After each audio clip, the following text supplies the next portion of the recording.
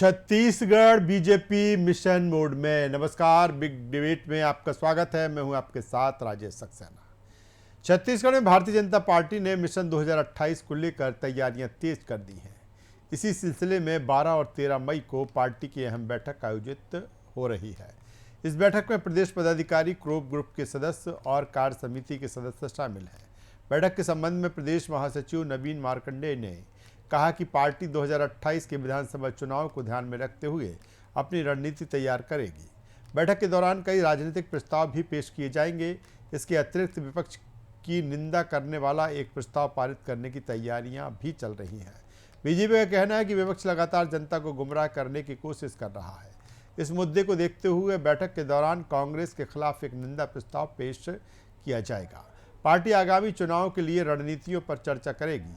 साथ ही बूथ स्तर तक अपनी संगठनात्मक संरचना को मजबूत बनाने पर भी काम करेगी। वहीं बैठक को लेकर मंत्री केदार कश्यप का कहना है कि इस सत्र के दौरान संगठन के संभागीय और जिला स्तरीय प्रशिक्षण शिविरों की समीक्षा की जाएगी। इसके अलावा पार्टी के आगामी कार्यक्रमों और अभियानों की रूपरेखा को भी अंतिम रूप दिया जाएगा। बैठक के दौरान भाजपा संगठन आने वाले महीनों के लिए अपनी राजनीतिक और संगठनात्मक रणनीतियों पर विचार विमर्श करेगा। इस सत्र के दौरान जमीनी स्तर पर पार्टी को और अधिक मजबूत बनाने के उद्देश्य से कई महत्वपूर्ण निर्णय लिए जाने की संभावना है। केदार कश्यप ने बताया कि कार्यकारी समिति की बैठक के दौरान एक राजनीतिक प्रस्ताव भी पारित किया जाएगा, जिसमें पश्चिम बंगाल और असम चुनाव में भाजपा की जीत के लिए मतदाताओं के प्रति आभार व्यक्त किया जाएगा। इसके अतिरिक्त पीएम नरेंद्र मोदी के नेतृत्व के लिए धन्यवाद प्रस्ताव भी पेश होगा। भाजपा लगातार इस तरह के कार्यक्रमों के जरिए अपनी ज़मीनी तैयारियों को और मजबूती देने की दिशा में लगातार काम करती रही है। उसकी कोशिश यही है कि ज़्यादा से ज़्यादा कार्यक्रमों के जरिए अपने कार्यकर्ताओं को गतिशील रखना, जिसका फ़ायदा उसे लगातार मिलता रहा है। वही संगठनात्मक दृष्टि से देखा जाए तो कांग्रेस कहीं बीजेपी से पीछे नजर आती है। बीजेपी के साथ कांग्रेस की क्या भविष्य की तैयारी, इसी पर करेंगे आज बिग डिबेट। जिस तरह से भारतीय जनता पार्टी की 2 दिनी बैठक, इसको 2028 विधानसभा चुनाव को देखते हुए, दृष्टिगत रखते हुए देखा जा रहा है कि भारतीय जनता पार्टी यहाँ से कहीं ना कहीं अब जो आने वाला 2.5 साल है उसमें उसका पूरा फोकस 2028 का होगा। और दूसरी तरफ जिस तरह से कांग्रेस की अगर हम बात करें तो इस बैठक के जरिए कहीं ना कहीं कांग्रेस को घेरने की भी रणनीति है कि उसका कहना है कि जिस तरह से वो लगातार नकारात्मक राजनीति कर रही है, जिस तरह से नकारात्मकता फैला रही है, उसी पर एक निंदा प्रस्ताव भी इस बैठक में। और दूसरी तरफ तमाम सारे कार्यक्रमों के जरिए पार्टी को किस तरह से और गतिशील किया जा सकता है, पार्टी की ज़मीन को किस तरह से और मजबूत किया जा सकता है, तमाम बातों पर फोकस ये बैठक है। 2 खास मेहमान इस चर्चा में हमारे साथ जुड़ रहे हैं। पहले उनके पास चलते हैं, परिचय करा देता हूं आपका, और फिर हम इस चर्चा को आगे बढ़ाएंगे। हमारे साथ 2 खास मेहमान इस चर्चा में हमारे साथ में है भारतीय जनता पार्टी के प्रदेश प्रवक्ता आलोक सोनी जी। आलोक जी, मैं आपका स्वागत करता हूं। बहुत बहुत धन्यवाद। और हमारे साथ में है कांग्रेस के प्रदेश प्रवक्ता रूपेश दुबे जी। रूपेश जी, आपका भी स्वागत है।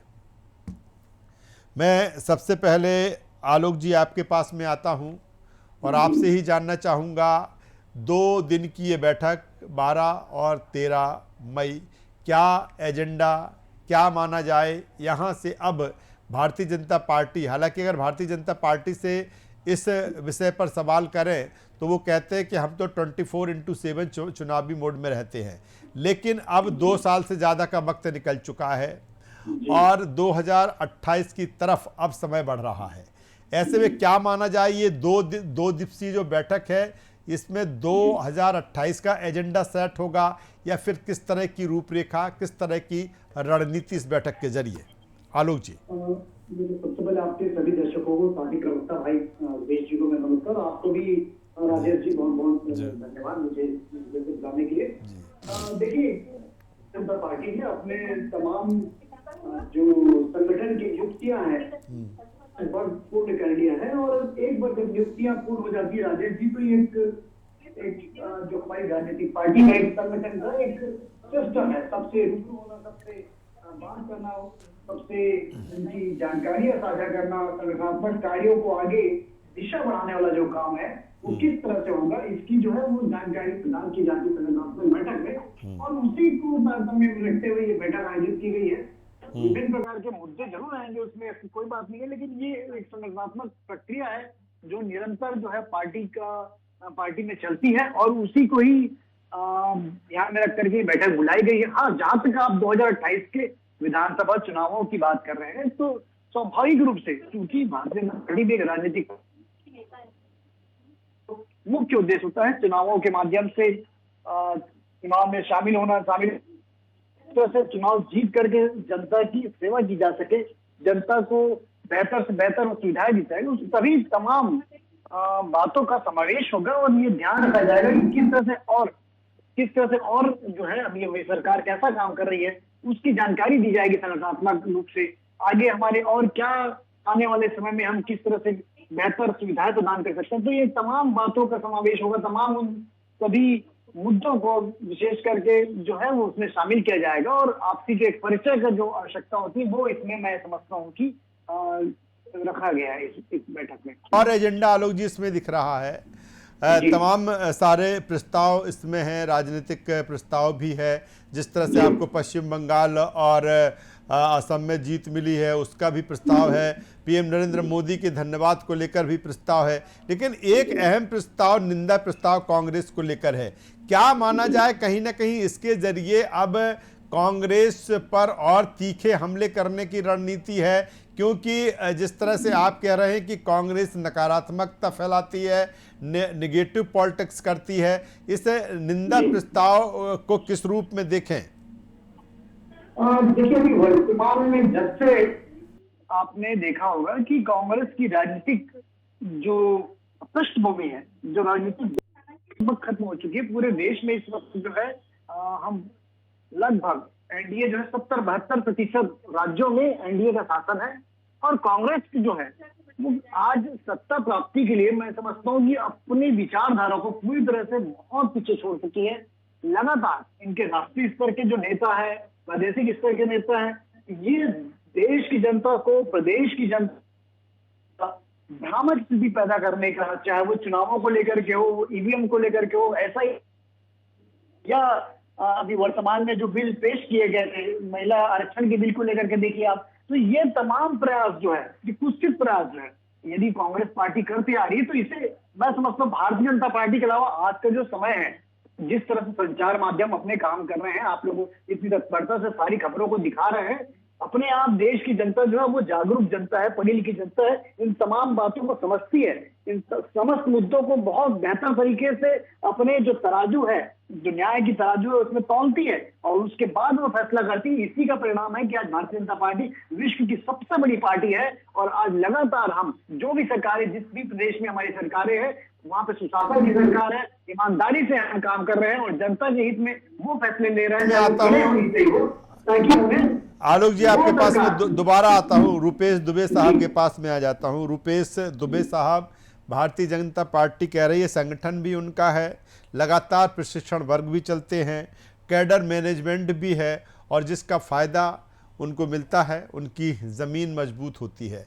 कांग्रेस किस रूप में देखती है? हालांकि ये भी हो सकता है कि आप कह दें ये तो उनका अंदरूनी मामला है, कैसे भी बैठक करें, कितने दिन की भी बैठक करें, लेकिन जब हम राजनीति में हैं, जब वो 2028 की तरफ आगे बढ़ रहे हैं, जाहिर सी बात है कांग्रेस भी अपनी तैयारी 2028 को लेकर कर रही होगी। जो ज़मीन खिसकी है उसको मजबूत करने की दिशा में काम किया जा रहा होगा। इस तैयारी को किस रूप में देखें भारतीय जनता पार्टी की, और कांग्रेस कहां पाती है इस समय अपने आप को संगठनात्मक स्तर पर? राजेश जी नमस्कार। जी रुपेश जी, देखिए, जिस प्रकार से राजनीति में एक सतत प्रक्रिया होती है, संगठन के क्रियाकलाप को सुदृढ़ करना, अपने कार्यकर्ताओं में मनोबल बढ़ाना, और जिस प्रकार से लोकतंत्र में, प्रजातंत्र में हार और जीत एक सामान्य प्रक्रिया है। बीजेपी जिस प्रकार से भाजपा को सफलता मिली है, तो अपने नरेंद्र मोदी जी को वो आभार व्यक्त करते हैं, धन्यवाद ज्ञापित करते हैं, ये उनका आंतरिक मामला है। लेकिन आप देखिए जिस प्रकार से नारी शक्ति वंदन के बारे में भाजपा की सरकार अपनी असफलता को छिपाने के लिए जिस प्रकार से निंदा प्रस्ताव करने का जो घृणित कार्य कर रही है, लोकतंत्र के लिए कलंकित करने वाला काम कर रही है, ये लोकतंत्र में कदापि उचित नहीं है। यदि भाजपा नारियों के प्रति सम्मान भाव रखती तो 2023 में विधेयक पास होने के बाद 2024 के जो लोकसभा के चुनाव हुए उसमें भाजपा 471 सीटों पे चुनाव लड़ती है और मात्र 68 सीटों में महिलाओं को स्थान देती है। असम के चुनाव को देख लीजिए आप, असम में जिस प्रकार से चुनाव हुए, पिछले चुनाव में 7 महिलाओं को स्थान दिया गया था, इसमें 6 महिलाओं को स्थान दिया गया है। छत्तीसगढ़ के परिप्रेक्ष्य में बात करना चाहूंगा, छत्तीसगढ़ में 90 विधानसभा क्षेत्र में मात्र 14 महिलाओं को इन्होंने टिकट दिया। ऐसी स्थिति में भाजपा का चाल चरित्र चेहरा पूरी तरह से महिला विरोधी है और सबसे दुर्भाग्यजनक बात यह है कि भाजपा की स्थापना के बाद आज तक इनकी कोई भी राष्ट्रीय अध्यक्ष महिला को नहीं बनाया। कांग्रेस ने 5 महिलाओं को राष्ट्रीय अध्यक्ष की जिम्मेदारी दी, उनके नेतृत्व में हमने काम किया।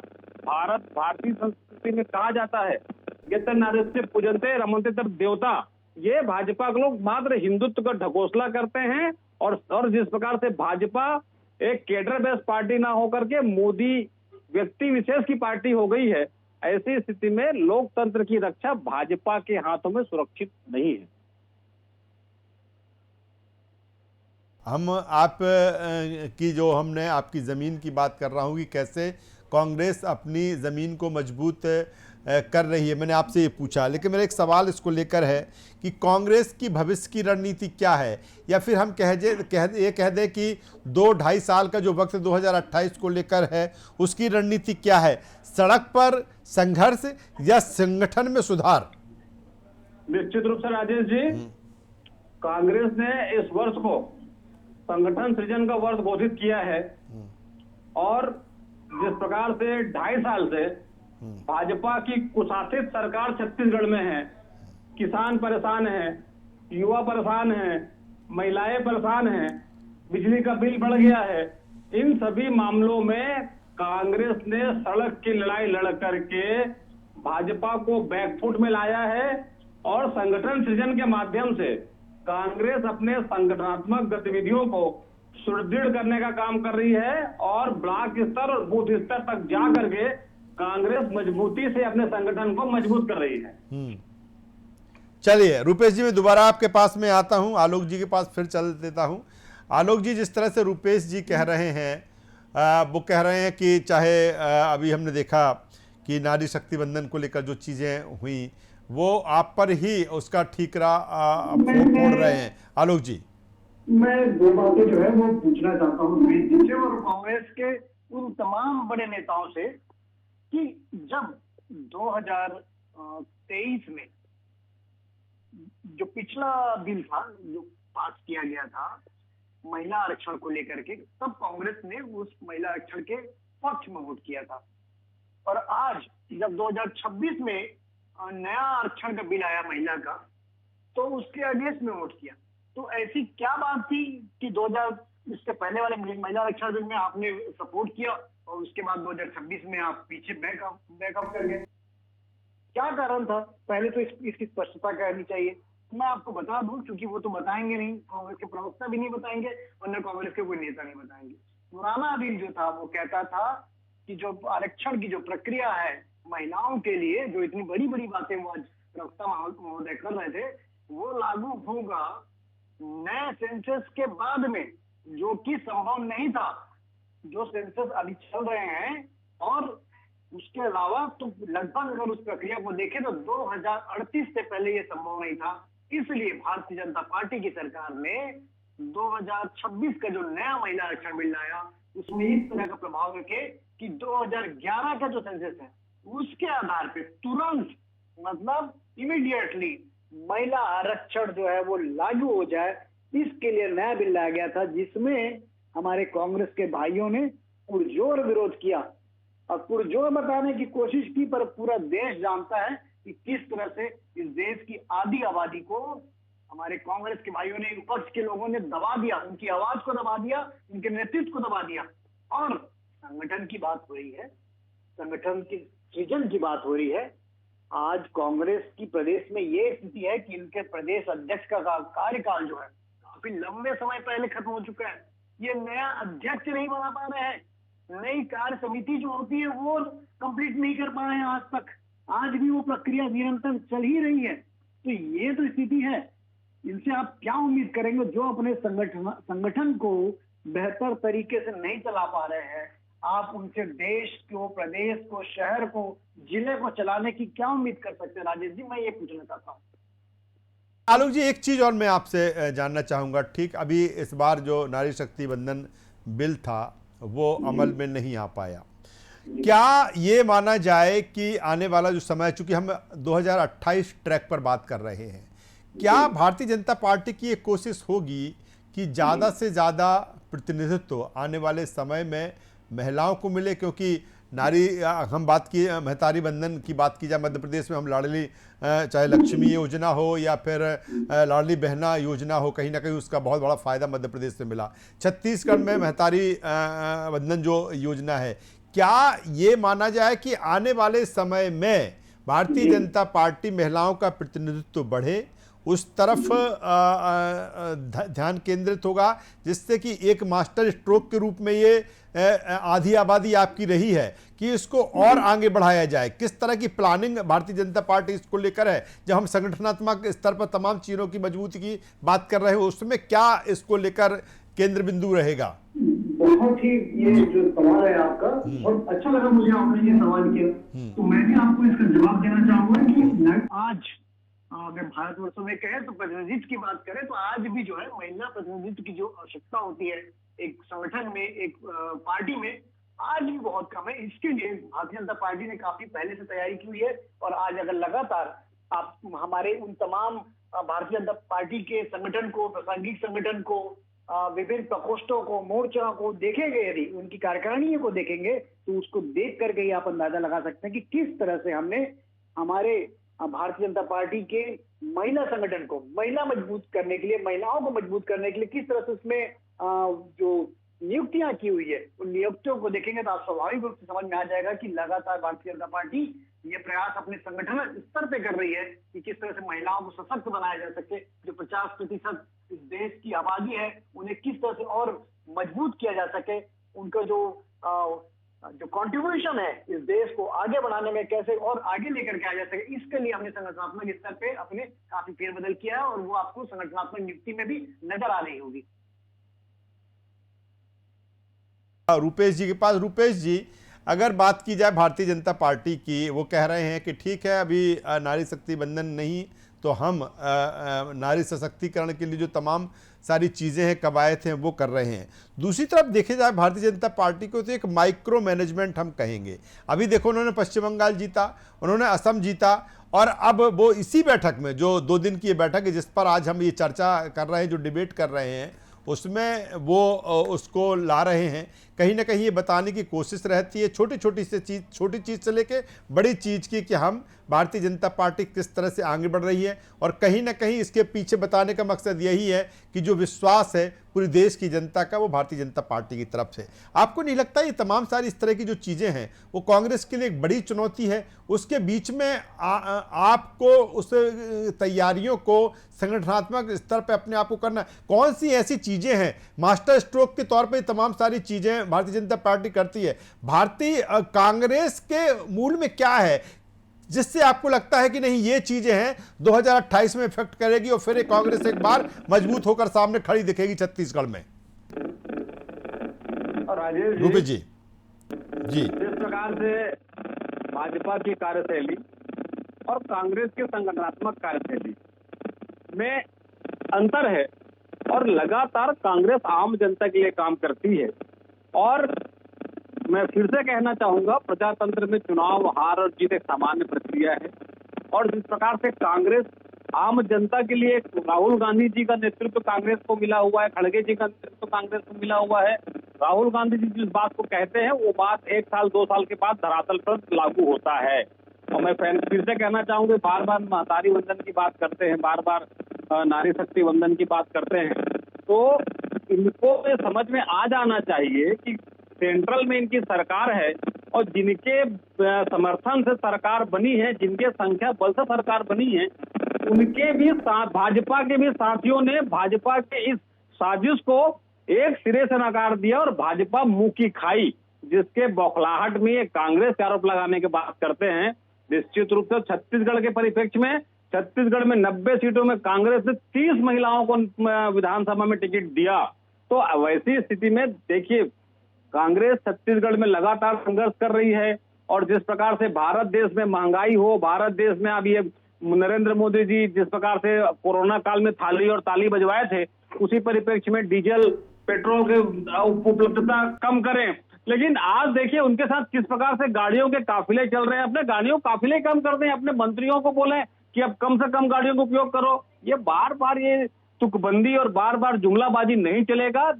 अभी कुछ सफलता इनको मिल रही है, लेकिन आने वाले दिनों में इनके जो अलायंस के साथी भी हैं, वो भी भाजपा के साजिश से अलग हो गए हैं और आने वाले दिनों में भाजपा लेकिन रूपेश जी, लेकिन आपके अलायंस में भी तो खतरा मंडरा रहा है। देखिए, हम आज विपक्ष की भूमिका में हैं। हमारे अलायंस में खतरा मंडरा रहा है तो हम आपस में सुलह कर लेंगे, बात कर लेंगे, कहीं कमियां होंगी दूर कर लेंगे। लेकिन भाजपा के अलायंस में जिस प्रकार से मुंह की खाई नारी भाजपा के अलायंस के कारण गिरा, ये भाजपा के लिए चिंतनीय विषय है और भाजपा को इस बैठक में इस बात की चिंता करनी चाहिए कि उनके अलायंस उनसे अपने संगठन को और मजबूत करने की दिशा में आगे बढ़ रही है। 2 दिन का ये महा बैठक भारतीय जनता पार्टी की, कांग्रेस की अपनी तरह से तैयारी जिस तरह से रूपेश जी कह रही है, लेकिन कुल मिलाकर देखा जाएगा, संगठनात्मक स्तर की बात की जाए तो कहीं भारतीय जनता पार्टी का जो संगठन है कांग्रेस से मजबूत दिखता है। लेकिन देखना होगा, जिस तरह से रूपेश जी कह रहे हैं, जिस तरह से कांग्रेस कह रही है कि अपने संगठन को मजबूती का दावा कर रही है। दोनों मेहमानों का धन्यवाद है, यहाँ पर शुक्रिया करूँगा। तो छत्तीसगढ़ में 2028 का जो रण है उसकी झलक, उसकी तैयारी अभी से दिखने लगी है। Bharatiya Janata party mission mode में है 2028 के, और इसीलिए 2 दिन की ये महत्वपूर्ण बैठक, तमाम सारी चीज़ें इस बैठक के एजेंडे में हैं। वहीं कांग्रेस भी कह रही है कि हम भी पूरी तरीके से तैयार हैं मिशन 2028 को लेकर। चर्चा है बस इतना ही। देखते रहिए न्यूज़ वर्ल्ड। नमस्कार।